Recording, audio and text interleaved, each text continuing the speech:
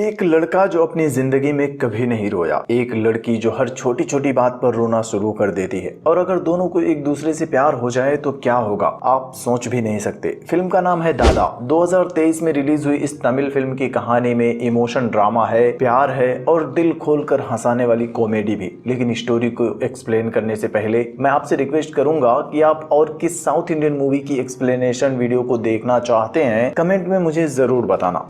कहानी शुरू होती है और हम देखते हैं फाइनल ईयर स्टूडेंट एक कपल मणिकंदन और सिंधु को, दोनों एक दूसरे के साथ जीने मरने की कस्में खाते हुए एक दूसरे से प्यार करते हैं। लेकिन दोनों का कैरेक्टर एक दूसरे से काफी अलग होता है। एक तरफ सिंधु हर छोटी छोटी बात पर इमोशनल हो जाती है, तो दूसरी तरफ मणि उसे बताता है कि वो एक गॉड गिफ्टेड है, उसे रोना नहीं आता। बचपन से ही आज तक वो कभी नहीं रोया। दोनों एक दूसरे से प्यार करते हैं। अगले दिन सिंधु को पता चलता है कि वो प्रेग्नेंट हो चुकी है। सिंधु जब यह बात मणि को बताती है तो सबसे पहले मणि अबॉर्शन कराने के लिए कहता है, लेकिन सिंधु उससे नाराज हो जाती है क्योंकि सिंधु बच्चे को जन्म देना चाहती है। सिंधु अपने घर वापस नहीं जाना चाहती, इसलिए मणि अपने एक दोस्त अमित की हेल्प लेता है और सिंधु को लेकर उसके अंकल के फार्म हाउस पर चला जाता है। लेकिन सिंधु अब भी मणि से नाराज ही होती है। दोनों एक दूसरे से बात नहीं करते। अगली सुबह फार्म हाउस पर पुलिस पहुंच जाती है क्योंकि रात में सिंधु के पापा ने सिंधु की मिसिंग कंप्लेंट लिखवाई थी। पुलिस स्टेशन में सिंधु बयान देती है कि वो मणि से प्यार करती है और प्रेग्नेंट भी है,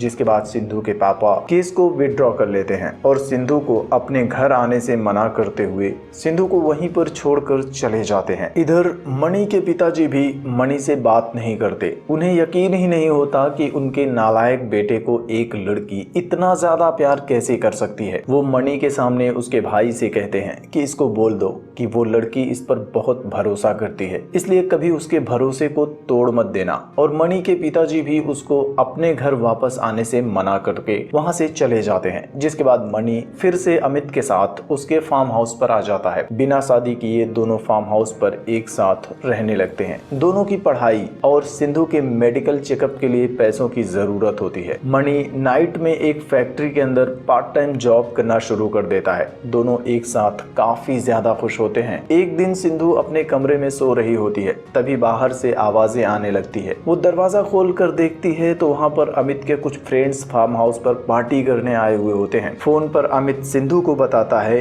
कि वो लोग अक्सर वहाँ पार्टी करने के लिए आते हैं। मैं उन लोगों को बताना भूल गया था कि तुम लोग वहाँ रहते हो, और किसी भी तरह से वो उसे एक रात एडजस्ट करने के लिए कहता है। सुबह सुबह जैसे ही मणि फैक्ट्री से वापस घर आता है तो देखता है कि अमित के फ्रेंड पार्टी करके पूरे घर में कचरा फैलाकर लेटे हुए हैं। 10,000 कमाने वाला मणि आखिरकार मजबूर होकर 2,000 रुपए में एक घर किराए पर लेकर रहने लगता है। मणि का साथ पाकर सिंधु बहुत खुश होती है क्योंकि मणि हमेशा उसका भरपूर ख्याल रखता है और इस नए घर में पड़ोसी भी सिंधु का ख्याल रखते हैं। लेकिन इन सब में मणि को बहुत सारी परेशानियां हो रही होती हैं क्योंकि उसकी इनकम से सिंधु के मेडिकल का खर्च, दोनों की पढ़ाई का खर्च और फिर दोनों के खाने का खर्च भी पूरा नहीं हो पा रहा होता है। कुछ दिन बाद सिंधु की एक फ्रेंड घर पर उससे मिलने के लिए आती है और दोनों को अपनी शादी का इनविटेशन देती है। जब वो चली जाती है तब सिंधु मणि से कहती है कि वो अपनी फ्रेंड की शादी में एक रिंग गिफ्ट करना चाहती है। लेकिन फ्रस्ट्रेशन में मणि उससे कहता है कि मैं जितना कमाता हूँ उससे तुम्हारा मेडिकल एक्सपेंस और हमारा अपना खर्चा ही पूरा नहीं हो पा रहा,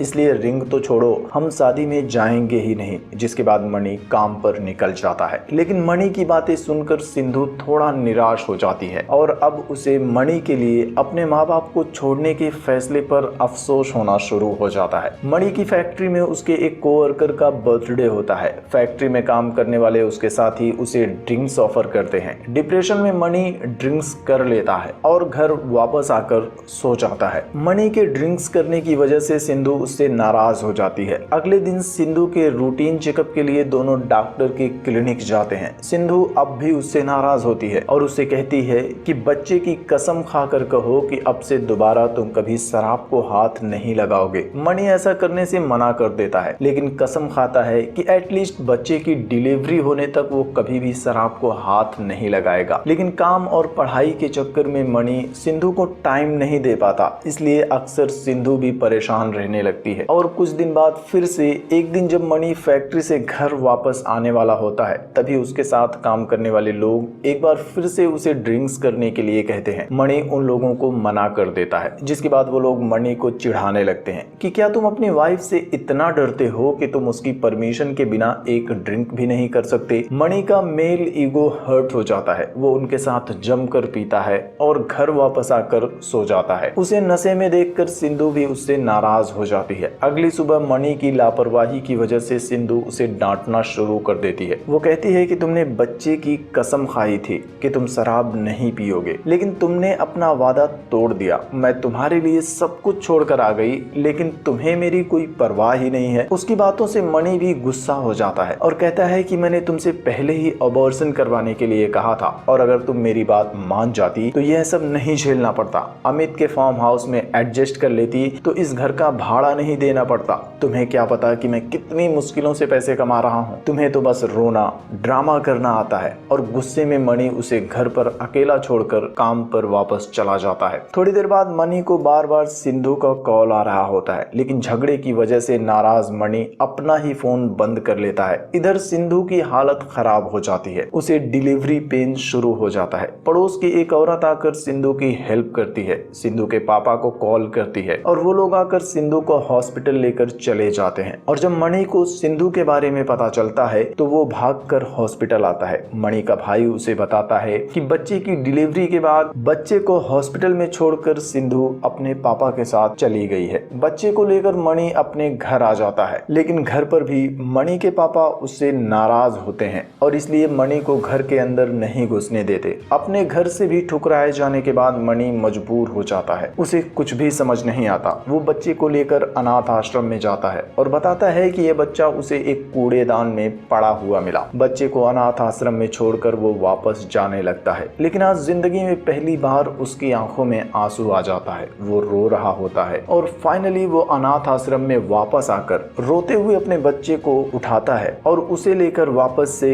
अमित के साथ अपने फार्म हाउस पर आ जाता है और उसे पालने का फैसला करता है। इन सब में उसका दोस्त अमित भी उसका साथ देता है और ऐसे ही 4 साल बीत जाते हैं। बच्चे को पालने के चक्कर में मणि अब पूरी तरह से बदल चुका होता है। वो अपने बच्चे का बहुत ख्याल रखता है, लेकिन उसकी जॉब अब भी बहुत छोटी होती है। वो नई जॉब की तलाश में होता है जहां उसे अच्छी सैलरी मिल सके, जिससे कि वो अपने बेटे आदित्य का ख्याल रख सके। गोकुल नाम के एक आदमी का बेटा भी आदित्य के साथ उसके स्कूल में पढ़ता है। मणि और गोकुल की दोस्ती हो जाती है और गोकुल की रिकमेंडेशन से मणि को एक IT कंपनी में प्रोजेक्ट लीडर की जॉब मिल जाती है। लेकिन उसे पता चलता है कि सिंधु भी उसी ऑफिस में उससे सीनियर मैनेजर की पोस्ट पर काम करती है। सिंधु को देखने के बाद मणि जॉब छोड़ना चाहता है, लेकिन उसकी मजबूरी कि उसे अपने बेटे आदित्य का भी ख्याल रखना है। गोकुल भी उससे कहता है कि अगर तुम्हें सिंधु की वजह से यह जॉब पसंद नहीं आ रही है तो अपने बेटे आदित्य के लिए 1 महीने काम करके देखो, अगर पसंद ना आए तो जॉब छोड़ देना। मजबूर होकर मणि उस जॉब को एक्सेप्ट कर लेता है और उसी ऑफिस में काम करना शुरू कर देता है। ऑफिस में काम करते हुए कई सारे कॉमेडिक मोमेंट्स भी होते हैं। मणि की टीम में कई सारी प्रॉब्लम्स होती हैं, लेकिन मणि हमेशा ही उन प्रॉब्लम्स को बहुत ही प्यार से हैंडल करता है, जिससे कि सभी लोग मणि को पसंद करने लगते हैं। एक दिन मणि ऑफिस में आता है तो देखता है कि सिंधु उसकी टीम की एक लड़की साधना को डांट रही होती है, क्योंकि साधना से एक पेमेंट मिस्टेक हो गई थी और उसने क्लाइंट की जगह पेमेंट गलती से किसी और को भेज दिया था। मणि इस प्रॉब्लम को भी अपनी जिम्मेदारी पर ले लेता है और अपने एक दोस्त की हेल्प से प्रॉब्लम को सॉल्व भी कर देता है। मणि की हेल्पिंग नेचर की वजह से साधना उससे इम्प्रेस हो जाती है और उसे डिनर पर इनवाइट करती है और उसे प्रपोज करना चाहती है, लेकिन मणि उसे अपने और सिंधु की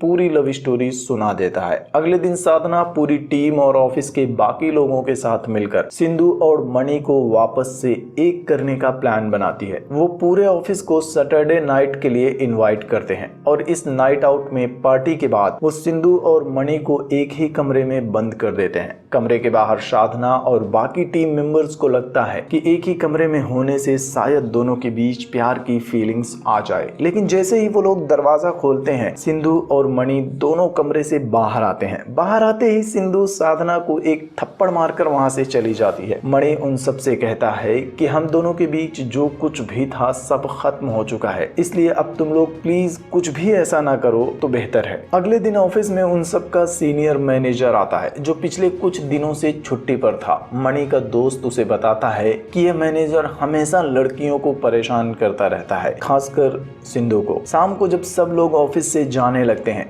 तभी मैनेजर सिंधु को बिना किसी काम का काम बताकर रोक लेता है, लेकिन उसकी हरकतें देखकर मणि भी लिफ्ट में से वापस ऑफिस में आ जाता है और बाथरूम में ले जाकर मैनेजर की जमकर पिटाई करता है और उसे ऑफिस की सभी लड़कियों से दूर रहने के लिए कहता है। उसके बाद सिंधु को अपने स्कूटर पर लिफ्ट देकर उसे उसके घर पर सेफली छोड़ देता है। अगले दिन ऑफिस में सिंधु को पता चलता है कि मणि ने ऑफिस से अपना ट्रांसफर करवा लिया है और कुछ दिन में वो बैंगलोर में शिफ्ट होने वाला है। इधर मणि के दोस्त ऑफिस में उसके फेयरवेल के दिन आदित्य को भी ऑफिस लाने की जिद करते हैं और फेयरवेल के दिन मणि भी आदित्य को सबसे मिलाने के लिए ऑफिस लेकर आ जाता है। सिंधु को जब पता चलता है कि आदित्य उसका और मणि का ही बेटा है तब वो रोने लगती है। सब लोग मीटिंग रूम में मणि और आदित्य के साथ होते हैं, तभी सिंधु भी रोते हुए वहां आ जाती है। सिंधु को देखकर ऑफिस के बाकी लोग मणि के साथ उसे छोड़कर मीटिंग रूम से चले जाते हैं। सिंधु का रोना देखकर मणि उससे कहता है कि अब तुम ये नया ड्रामा